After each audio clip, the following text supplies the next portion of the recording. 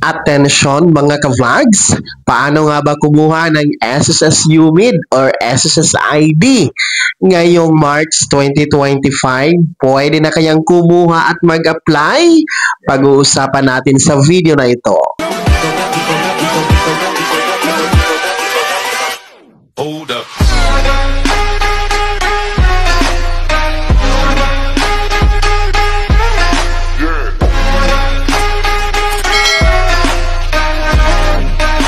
Hello mga ka-vlogs, welcome dito sa aking YouTube channel. Magandang araw po sa lahat ng mga manonood. Saan po kayong dako sa mundo? Kumusta mga ka-vlogs?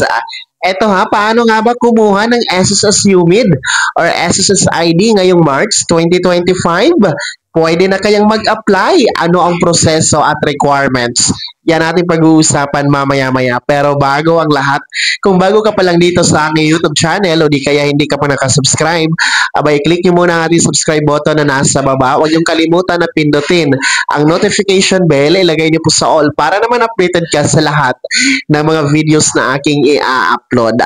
So, eto, magandang balita mga ka-vlogs dahil ang SSS UMID or SSS ID application ay pwede na po, in short, available na po para sa mga gustong kumuha nito ngayong March 2025.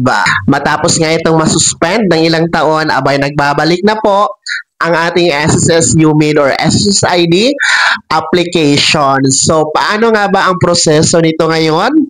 No, magkano ang bayad? May bayad ba o wala? So, ang kailangan talaga para makakuha kayo ng SSS ID or UMID mga ka-vlogs, dapat miyembro kayo ni SSS.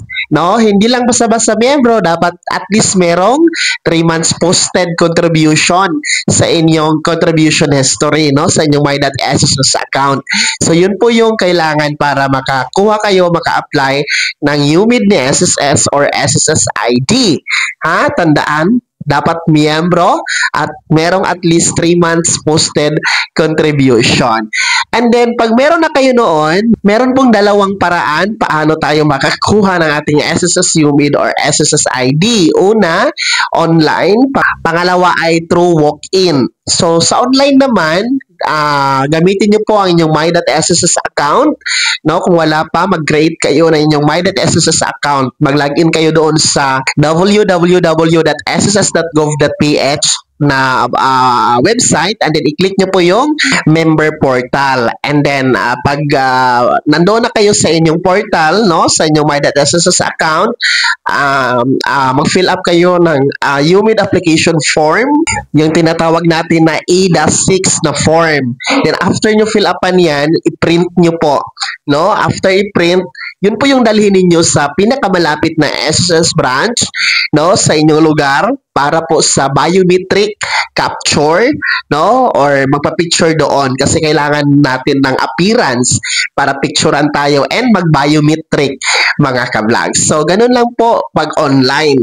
Sa walk-in application naman, no, bubisita lamang kayo sa pinakamalapit na SSS branch sa inyong lugar, and then mag-fill up din po kayo doon ng form.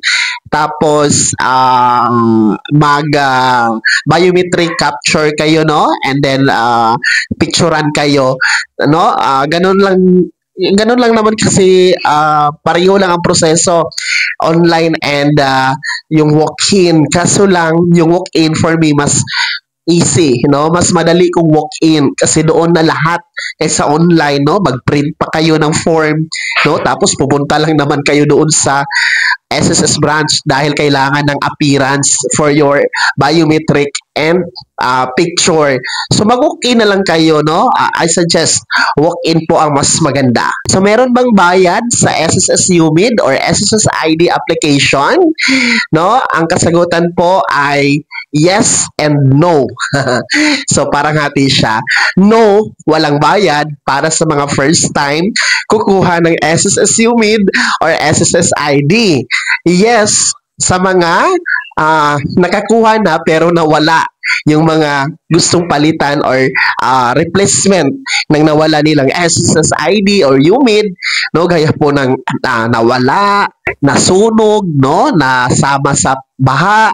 So, kung ganoon, merong 300 pesos na replacement fee kung gusto nyo pong papalitan ang inyong na-damage or nawala na SSS UMID or SSS ID. Pero sa mga first time kukuha, abay libre lang, walang bayad. So ang ating SSS UMID ID or SSS ID ay mag-aantay kayo ha ng nasa 1 to 3 months bago yan ninyo makukuha or darating sa inyo mga ka-vlogs.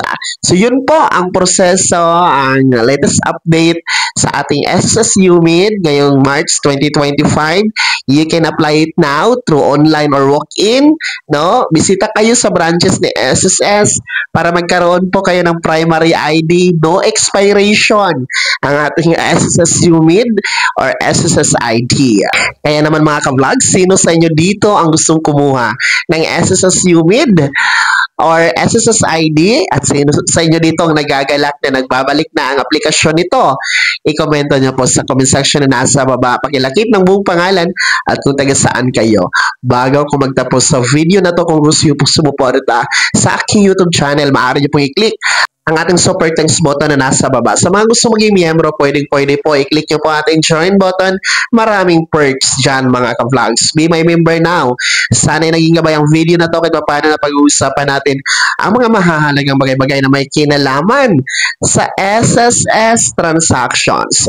Kung hindi ka pa nakasubscribe dito sa aking YouTube channel, maaari nyo na i-click ang ating subscribe button na nasa baba. Huwag yung kalimutan na pindutin ang notification bell. Ilagay nyo po sa all para naman updated ka sa lahat ng mga videos na aking i-upload. Maaari nyo din i-like ang video na to at kung meron ka pang mga katanungan, maaari nyo i-komento sa comment section na nasa baba.